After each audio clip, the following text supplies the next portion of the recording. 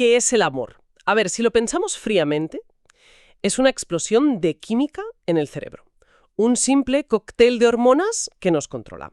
¿O es algo más? O es algo más profundo, una pasión que casi define quiénes somos. La pregunta del millón. Pues hoy vamos a meternos de lleno en esa pregunta, sí. Vamos a analizar un texto de Hernando Bernal que se titula El amor, sustancia química o pasión del ser. Un título que ya lo deja claro, ¿eh? Va directo al grano. Totalmente. Y nuestra misión es explorar esas dos visiones que parecen, pues eso, irreconciliables. Por un lado, la ciencia, con sus neurotransmisores. Los circuitos cerebrales, todo lo tangible. Y por otro, el psicoanálisis, que nos va a hablar de algo muy distinto, de un vacío existencial. Vale, vamos a desgranar esto. Primero nos ponemos la bata de laboratorio, ¿te parece? Venga. Y luego la colgamos para intentar descifrar ese mapa más existencial que nos propone el psicoanálisis. Me parece un plan perfecto. Venga, pues vamos al lío. La primera parada que hace el texto es la química del cerebro, lo que llama las nuevas ciencias del cerebro. Ajá. Y la verdad es que esta perspectiva es muy directa. Casi. Brutal en su simplicidad. ¿En qué sentido? En que dice que el amor, o al menos el enamoramiento, es un estado cerebral alterado por sustancias muy concretas. Y punto. Vale. El texto, de hecho, pone sobre la mesa varias de estas sustancias. La primera protagonista es la famosa oxitocina. La hormona del vínculo. Esa misma, la de los abrazos. Según la fuente, es la responsable de forjar esos lazos más permanentes una vez que pasa La primera locura. la primera oleada de emoción, sí. Es como el pegamento que transforma el flechazo inicial en una hoguera que da calor a largo plazo, ¿no? Exacto. Es decir, la oxitocina es justo eso. Es la que nos permite pasar de la fase de no puedo dejar de pensar en ti a la de... A la de quiero construir un futuro contigo. Justo. Es una química más tranquila, de apego. La ciencia nos dice que se libera con el contacto físico, con la confianza, y lo que hace es literalmente reconfigurar el cerebro para que asociemos a esa persona con seguridad, con calma. Es la química del hogar. Tal cual. Y luego, en el otro extremo del espectro, tenemos la química del flechazo puro y duro, la feniletilamina.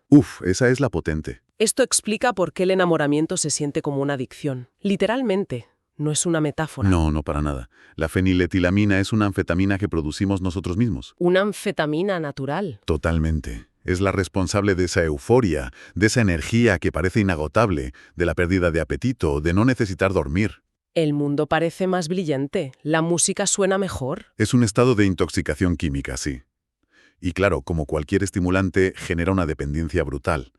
Y un mono terrible cuando sus niveles bajan, o la persona desaparece. O sea que, si seguimos esta lógica, cuando alguien dice estoy enganchada a ti, no está exagerando. Para nada. Su cerebro está actuando a nivel químico como el de un adicto. Y a este cóctel se suman otros nombres que nos suenan, ¿no? La dopamina. El neurotransmisor del placer, de la recompensa. El que nos hace sentir que hemos ganado la lotería. La serotonina, que curiosamente baja, lo que puede explicar esos pensamientos un poco obsesivos. Sí, el no poder quitártelo de la cabeza. Y la noradrenalina, que nos pone en alerta, con el corazón a 1000. Y aquí lo que es verdaderamente fascinante es el mecanismo que se propone. A ver. No es solo que estas sustancias fluyan y ya está. Según esta visión, las hormonas y los neurotransmisores actúan cambiando las propias conexiones. Las conexiones neuronales. Las de los miles de millones de circuitos cerebrales. Es una modificación física, tangible, en la estructura misma de nuestro cerebro. O sea, que el cerebro de una persona enamorada no es el mismo. No es el mismo que el de una que no lo está.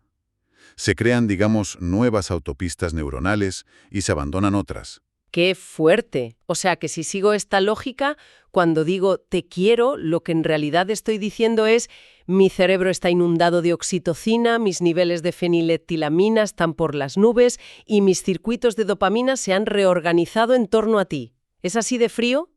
Somos solo robots biológicos. Bueno, desde un punto de vista estrictamente materialista, sí. Describe el mecanismo físico. Pero claro, eso no anula la experiencia subjetiva, ¿sabes? Ya. Saber los ingredientes de un pastel no te quita el placer de comértelo. Aquí la ciencia describe la receta, no el sabor. Nos dice cómo funciona la maquinaria. Pero quizá no el por qué. Exacto, el por qué se enciende esa maquinaria. Y por qué con una persona y no con la de al lado. Vale, me queda claro. La explicación química es muy potente, pero me queda esa duda, la que acabas de plantear.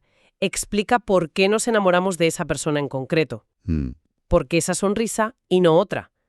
El texto de Bernal sugiere que para responder a eso hay que dejar el laboratorio y mirar a un sitio completamente distinto, Al psicoanálisis. al psicoanálisis. Y es que el psicoanálisis, le da la vuelta por completo al argumento. O sea, no es que niegue que existan esos cambios químicos, sería absurdo. Claro.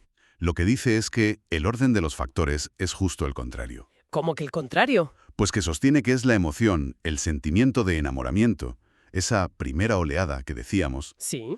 lo que provoca el cambio químico. No al revés. Espera. No es que la oxitocina nos haga sentir vinculados. Es el sentimiento de vinculación el que hace que nuestro cerebro produzca más oxitocina. La química es la consecuencia. Es la consecuencia, no la causa. Es la partitura que toca el cuerpo, sí, pero la música la compone algo mucho más profundo. Ostras, es que eso lo cambia todo. Pero para llegar a esa conclusión, el psicoanálisis tiene que partir de una idea muy potente sobre lo que somos. El texto dice algo que suena muy abstracto, ¿El qué? que el ser humano es efecto del lenguaje. ¿Qué demonios significa eso? Pues, a ver, es que esa es la piedra angular de todo. Piénsalo así. Un bebé, antes de hablar, no se piensa a sí mismo como un yo. Simplemente es. Simplemente es. Está fundido con el mundo, con su madre. No hay separación. Es pura existencia. Pero cuando aprende la palabra yo, mamá, leche, Cuando entra en el lenguaje. exacto, en ese mismo instante se separa del resto del mundo. Al nombrarse, crea una distancia entre él y todo lo demás. Vale, entiendo. Al decir yo, se diferencia de lo que no es yo. Precisamente. Y esa distancia, esa separación, es lo que el psicoanálisis llama la falta de ser fundamental. La falta de ser. Sí. En el momento en que el lenguaje nos da una identidad simbólica, un yo, nos cobra un peaje. Perdemos esa sensación de plenitud original, de estar completos. De repente somos un yo que desea cosas que se siente incompleto. Y esa sensación ya no nos va a abandonar nunca. Siempre sentiremos que algo nos falta. Espera, ¿quieres decir que por el simple hecho de hablar ya estamos en falta? Suena muy pesimista. Bueno, Visto así, el lenguaje es casi una maldición. Nos da conciencia, pero nos quita la paz. no es tanto pesimista como una condición de base. Es lo que nos hace humanos. Esa falta no es algo malo, al contrario, es el motor. El motor. Es el hueco que nos impulsa a movernos, lo que nos empuja a crear, a aprender, a buscar y, según esta teoría, a amar. Vale, ya lo pilló. Entonces, el amor desde este punto de vista no es un subidón químico para reproducirnos. No, Es un intento desesperado de tapar ese agujero existencial que nos creó el lenguaje. precisamente. Y ahí es donde el amor adquiere una dimensión trágica y a la vez bellísima. El texto lo dice con unas frases muy directas.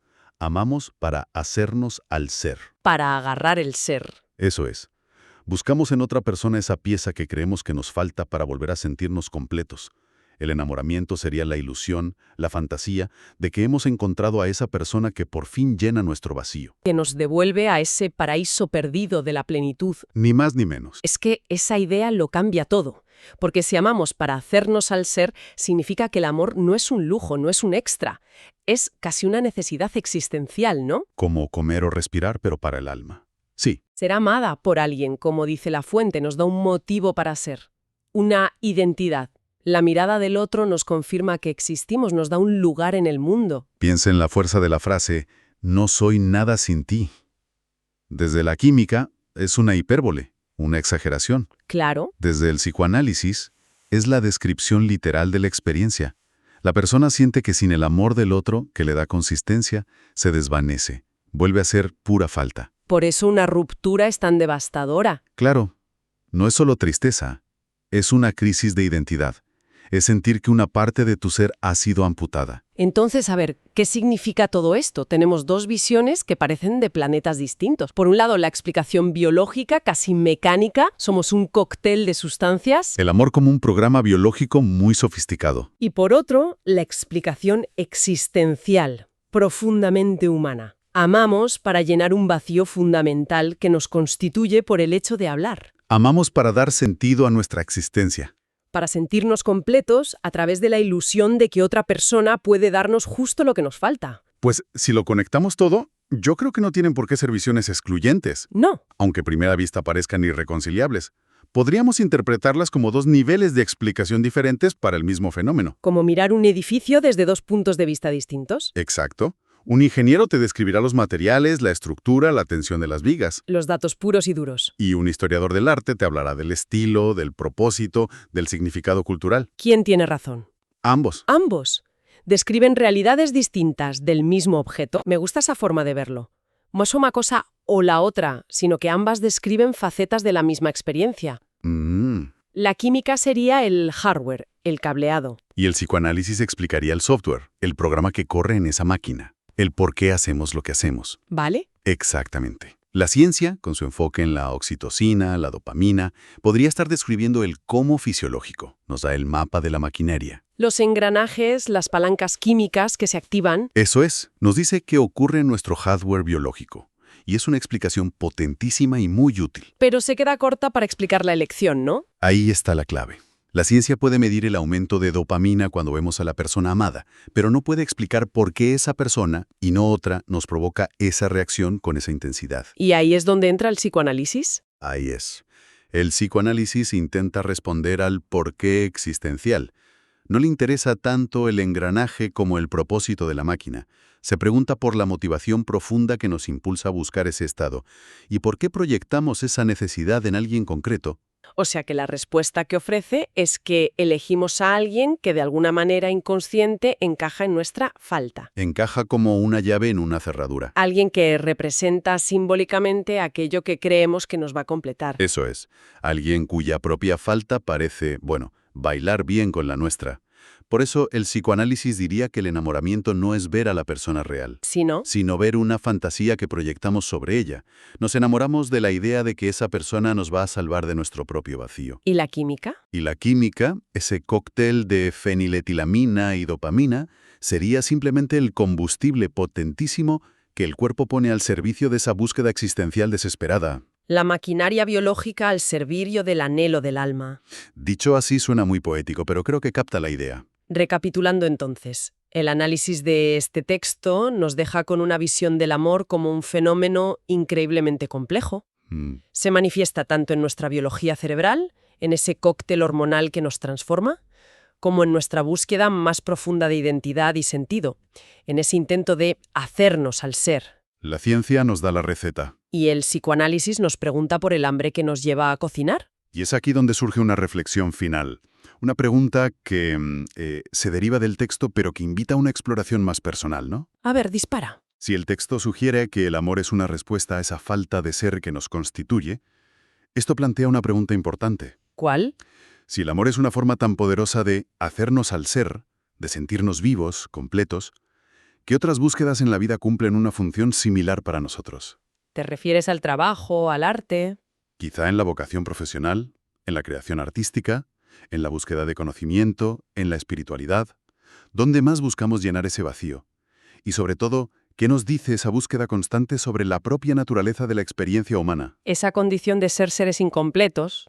Esa condición de ser seres incompletos que pasan la vida buscando algo o alguien que les dé un sentido de plenitud,